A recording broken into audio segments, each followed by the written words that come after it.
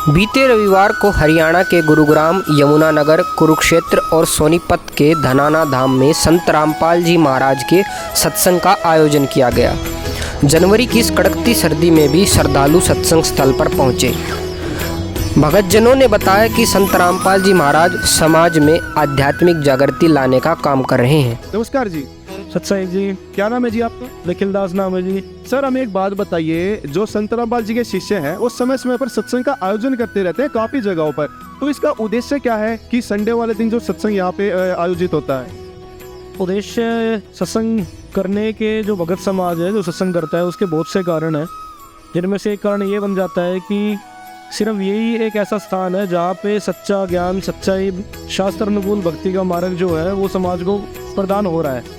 Sir आप एक बहुत बड़ा एक उठा रहे हैं कि जो भी बाहर ज्ञान जो मिल रहा है वो शास्त्र विरुद्ध है और सच्चा ज्ञान नहीं है। अगर प्रमाणित ज्ञान कहीं पे है तो संत रामपाल जी महाराज दे रहे हैं, इसका पूरा प्रमाण है। ये सुनने में बड़ा इसलिए लगता है क्योंकि आज तक हमें सच्चा संत उपलब्ध नहीं था। जब हम इस सत्संग को छोड़ेंगे ना तो हमारी जो ये चौंध है ये टूट जाएगी, तो जो अज्ञान का भ्रम हमारे दिमाग में बड़ा हुआ है वो हमारा दूर हो जाएगा। नमस्कार जी। क्या नाम है आपका? अमृतदास जी। कहाँ से आए हो आप? गाँव गोमठागलो, तहसील सेवा, जिला कुरुक्षेत्र। सर आप हमें बता सकते हैं कि गुरु बनाना क्यों जरूरी है? बहन जी, गुरु बनाना इसलिए जरूरी है क्योंकि हमें जो मानव जन्म मिला है वो परमात्मा की भक्ति करने के लिए मिला है, और परमात्मा की भक्ति हम तभी कर सकते हैं जब हमें पूर्ण गुरु मिले। मान लो झूठा गुरु बनाने से हमें वो पूर्ण लाभ नहीं मिलेंगे।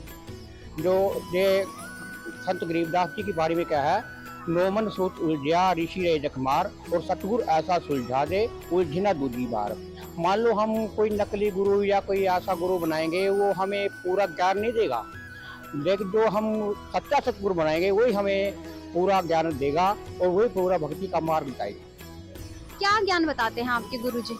हमारे गुरुजी पूरे प्रमाण के साथ धार्मिक पुस्तकों को खोल खोल के बताते हैं कि किन किन, मान लो ऋषि मुनियों ने कौन कौन सी साधना की है, किससे मोक्ष होगा, यानी कि वो पूरे प्रमाण के साथ वेदों को, गीता को, गुरु ग्रंथ साहिब को, बाइबल को, कुरान शरीफ को, ये सब खोल के रखा। धन्यवाद। इस मौके पर हजारों श्रद्धालुओं ने सत्संग श्रवण किया। आए हुए श्रद्धालुओं के लिए चाय पानी की अच्छी व्यवस्था थी। यहाँ पे चाय दी जा रही है सत्संग के बाद जो भी यहाँ पे श्रद्धालु आए हैं। और देखिए, मैं कैमरामैन को कहना चाहूँगा कि एक बार दिखाए कि कितने व्यवस्थित तरीके से लाइन में सभी यहाँ पे भगत खड़े हैं और बड़ी अनुशासन के साथ आराम से अपने नंबर आने का इंतजार कर रहे हैं और बड़ी लाइन से खड़े अनुशासन से, कोई भीड़ नहीं, कोई भगदड़ नहीं। और यहाँ पे हम एक भगत से बात करेंगे। नमस्कार जी। नमस्कार जी। सत साहब जी, ये जो यहाँ पे आपको ये चाय दी जा रही है इसका कुछ पैसा लिया? नहीं जी, नहीं। जो भी यहाँ पे अगर जैसे कोई भी आता है तो किसी भी चीज़ का कोई पैसा लिया जाता है किसी चीज़? नहीं जी, सब कुछ निःशुल्क है यहाँ पे।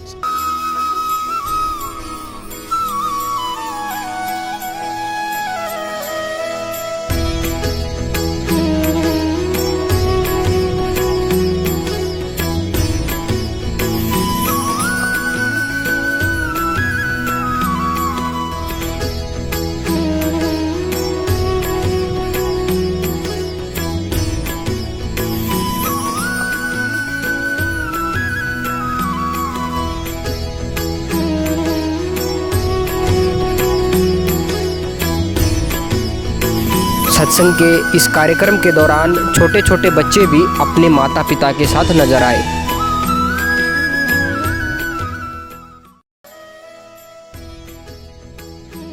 आप कौन सी क्लास में पढ़ते हैं? मैं 5th क्लास में पढ़ती हूँ। तो अभी तो सर्दियों की छुट्टियां पड़ रही हैं, सारे नानी के घर जा रहे हैं, कोई घूमने जा रहा है, कोई बर्फ में घूमने जा रहा है, तो आप यहाँ पे सत्संग सुनने के लिए क्यों आए हुए? नानी घर क्यों नहीं गए? क्योंकि नानी घर तो हम कभी भी जा सकते हैं, पर जो ये संत रामपाल जी महाराज का सत्संग है वो कभी कभी मिलता है हमें, और हम इस सत्संग के लाभ उठाने आए हैं। तो क्या ज्ञान बताते हैं आपके गुरुजी?